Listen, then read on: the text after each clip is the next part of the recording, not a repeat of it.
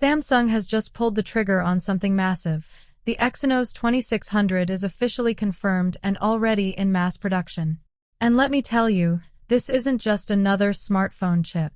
This is the world's first processor built on a 2-nanometer process, a true game-changer that could reshape the entire smartphone industry. For years, Samsung's Exynos chips have lived in the shadows of Apple's A series and Qualcomm's Snapdragon processors. Even MediaTek has recently been making big waves. But with the Exynos 2600, Samsung is finally stepping back into the spotlight, and this time, they're not just catching up, they're aiming to lead the pack. So, what makes this chip such a big deal? Let's break it all down. Pushpin early mass production. A strong start.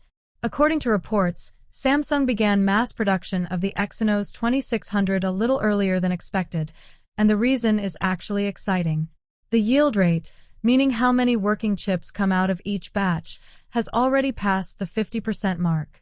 That means at least half of the chips rolling off the production line are passing quality control.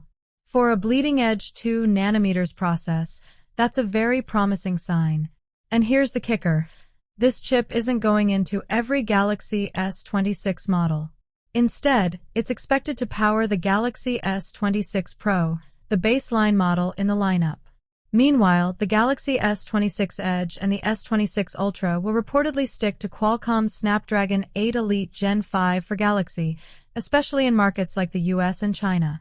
Historically, Samsung has followed this split strategy: Exynos in regions like Europe and South Korea, Snapdragon in North America and China. And it looks like we'll see that same approach again. High voltage, why the 2 nanometers process matters. Now, here's where things get exciting. The Exynos 2600 is built on Samsung Foundry's first-generation 2 nanometers process node, also known as SF2. And this is not just marketing fluff. Compared to the 3 nanometers process used in previous chips, moving to 2 nanometers brings 12% better performance, 25% higher power efficiency. That's huge. Smaller transistors mean faster speed and lower energy consumption, which directly translates to longer battery life and cooler performance. Even better, Samsung is using its third-generation gate-all-around (GAA) transistor design. This gives the chip better control over power flow, reducing energy loss and overheating, two of the biggest challenges for high-performance processors. Alarm clock perfect timing for Galaxy S26. Production is moving quickly too. Samsung has already started what's called wafer input for the Exynos 2600, and final chip wafers, the so-called fab out, are expected around late October or early November. That lines up perfectly with the Galaxy S26 launch window in early 2026. So yes, Samsung is clearly making sure the hardware is ready long before the flagship phones drop. Boxing glove head-to-head with the competition. Of course, Samsung isn't entering an empty battlefield.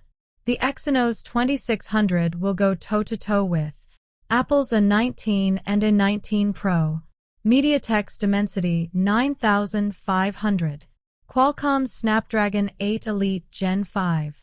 On paper, all of these are beasts.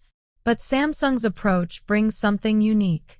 The CPU cores in the Exynos 2600 are based on ARM's latest Cortex-C1 design, the same cutting-edge cores that MediaTek is using. But here's the real twist: the GPU. Instead of using ARM's Immortalis like MediaTek, Samsung has doubled down on its partnership with AMD. That means the Exynos 2600's GPU is built on AMD's RDNA architecture, the same graphics DNA powering high-end gaming PCs and consoles. For smartphone gaming and advanced visuals, this could be a major edge.